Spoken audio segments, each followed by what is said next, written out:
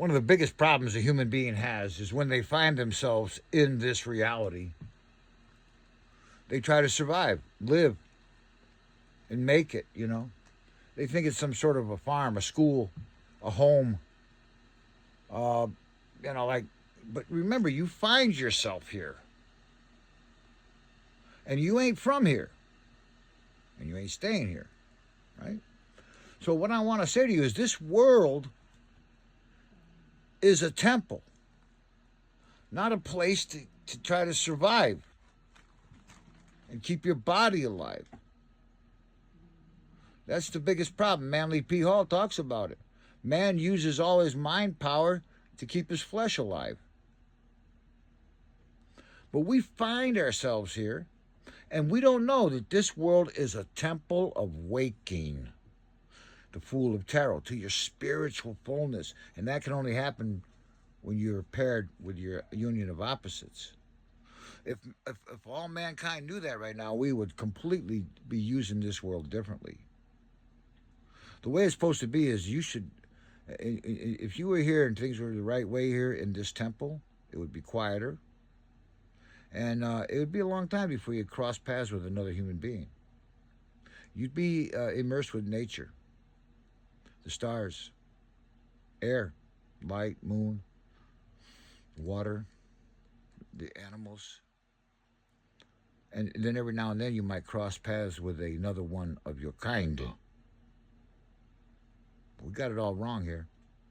We find ourselves here, and because we're not educated by the older ones that are here, they're in the same blindness, we think we've got to figure out how to get a job, get a career, get a mate, have a home, stay out of jail, stay off drugs. If we just knew that this place is a temple, imagine this place with no cities on it. Imagine this place with like 500 million people worldwide. The only people you'd really ever associate would be with members in your region, of your community, clan, kin. And they would all be at the same path around the same purpose you are, and that is to wake.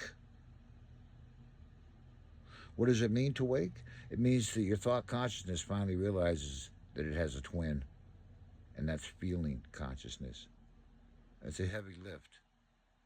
When you begin to realize you're not an individual, you're a twin individual. And you're in a relationship, a sacred one, with yourself first. And when you get to that point, that's the journey of the fool, the journey of the adolescent soul. When you get to that point, which I am not at yet, I might have the map, but I'm not there yet. I'm with you guys right here. But this union of opposites, the sacred marriage, conjunctio, that's what this world is about.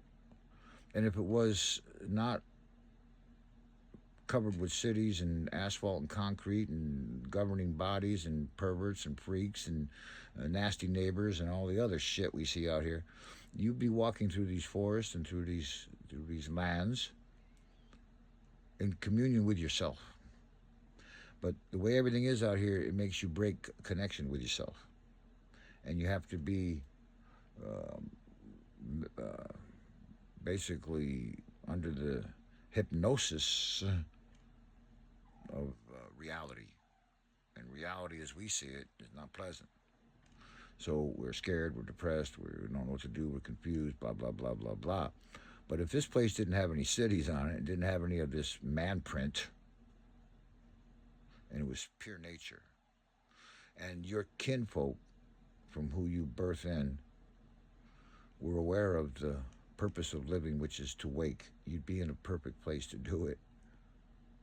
Imagine this place with no cities, no governing bodies, no wars, no militaries, no hard-ass motherfuckers, just people that are waking to their full spiritual nature. You're trying to become spiritual, that's stupid. You're already supremely spiritual. You just need to wake to that.